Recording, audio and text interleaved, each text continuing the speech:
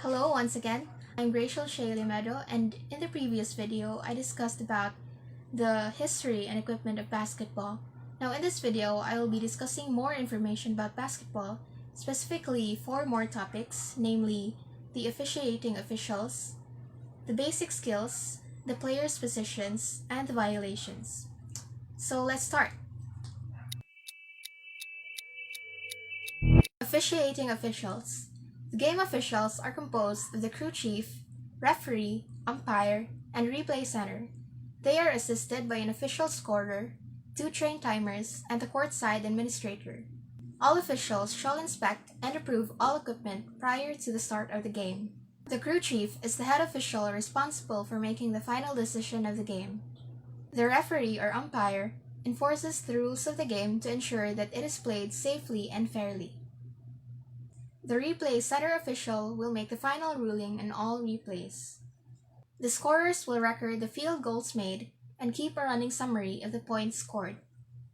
For the two train timers, one will operate the game clock while the other will operate the shot clock. The courtside administrator will facilitate communication between the replay center official, the on-court game officials, the official scorer, and other personnel at the scorer's table. Basic skills of basketball. Basketball requires 5 basic skills, and these are dribbling, shooting, running, passing, and jumping. Dribbling requires ball handling skills and knowledge for ball control, which will allow you to move up and down the court.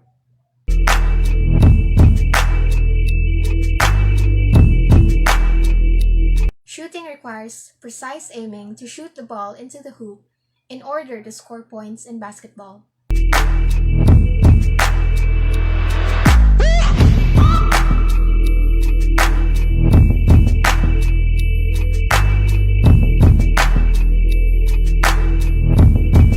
Running will help you to avoid defenders and get to the basket quicker.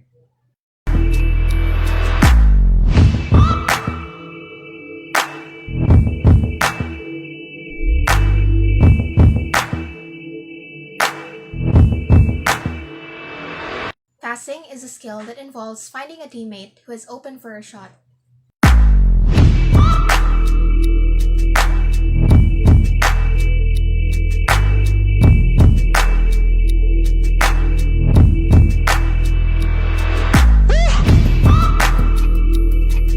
Jumping is involved in offense during the jump ball in the beginning and in defense when trying to block a shot or a pass.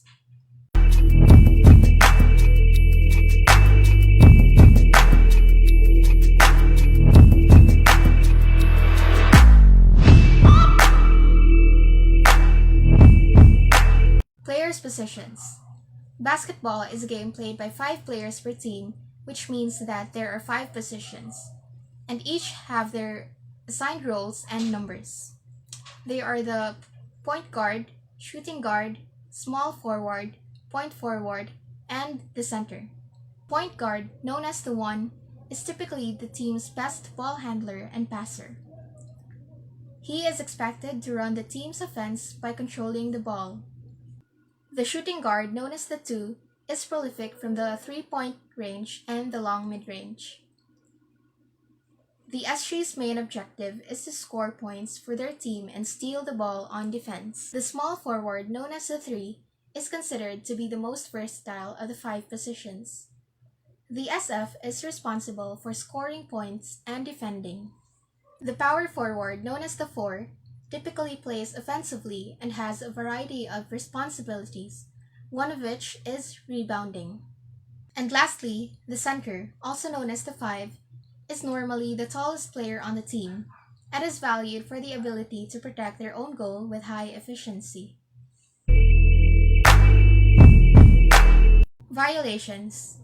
A violation in basketball is called on any player who breaks or violates a rule of the game defined in the league rulebook.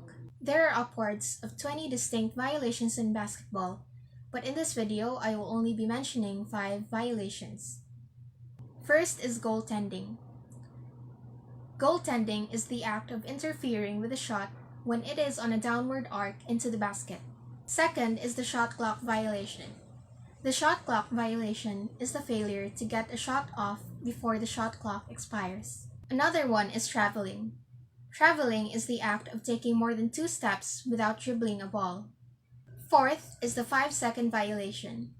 It is the failure to inbound the ball 5 seconds after receiving it. And for the last example of a violation in basketball is the illegal assist. It is the act of grabbing the rim, the net, or backboard to give yourself an advantage in the game. So that concludes the video about the officiating officials, the basic skills, the players' positions, and the violations in basketball. That would be all. Thank you and good day.